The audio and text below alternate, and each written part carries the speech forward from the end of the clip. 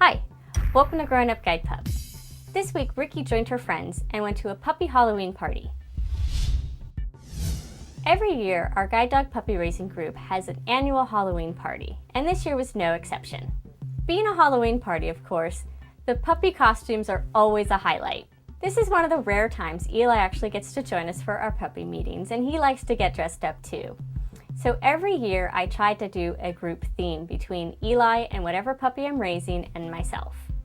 Last year I did a 20s theme where Eli was dressed up as a gangster, Mariana, our golden retriever puppy in training, was dressed as a flapper, and I was also dressed as a gangster. This year I did another time period theme, and we went with the 50s theme, where Eli was dressed in blue jeans and a white t-shirt, I was dressed in a poodle skirt and a sweater, and while Ricky, being a dog, she can't be wearing a poodle skirt, so I made her a person skirt. Wearing costumes can be a little distracting on the dogs. Eli had a hard time keeping his pants on, which was kind of funny, and Ricky was wearing a blouse and a skirt all in one, so she actually handled it really well. It didn't seem to bother her. She paraded around the party, being cute as a button, and seemed to really enjoy having the attention and being all dressed up.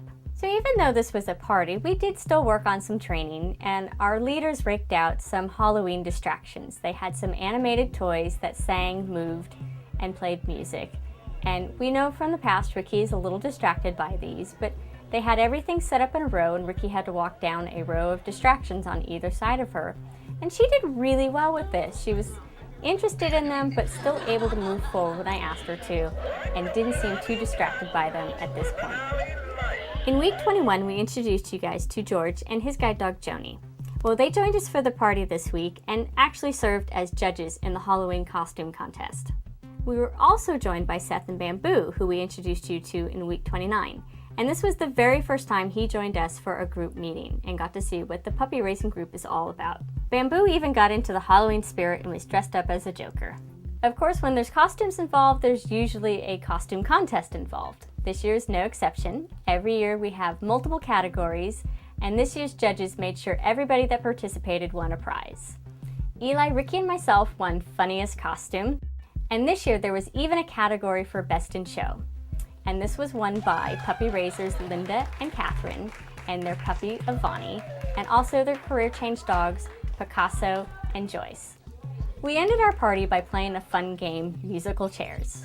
Now you play this at a lot of different parties, but I can guarantee you most of you don't play with your dog. The way this works is that we walked around in a circle around the chairs with our dogs, and when the music stopped we had to sit, but our dogs also had to sit properly by our feet without causing a ruckus and bothering the other dogs next to them, which can be very challenging to play with a bunch of dogs all 1 year old or under. Ricky and I just weren't fast enough and we got eliminated pretty quickly. There were a lot of people playing and well, we just couldn't find an empty seat, so we had to sit on the sidelines and watch. So I couldn't handle 2 dogs at the same time, so Eli had to find another partner.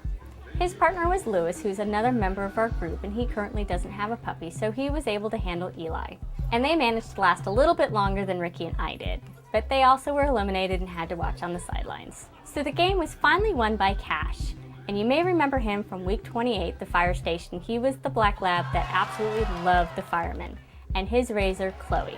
She did a fantastic job of finding the very last empty seat. On another note, if you tuned in last week, we let everybody know that Ricky was going to be spayed. Well, the surgery's been done and she's recovering fantastically. She's been a real good girl about leaving her suture site alone and not needing one of those nasty cone collars. She's been a real trooper about having to be kept quiet in the house and is overall just doing really well. So thanks to everybody on our Facebook fan page who gave her well wishes. She really appreciates them. So I actually have a question for you guys this week. What are your plans for Halloween? And if you have a dog, what is your dog's plans for Halloween? So let us know. We're really interested. And thanks for watching, and make sure you tune in next week for our next episode.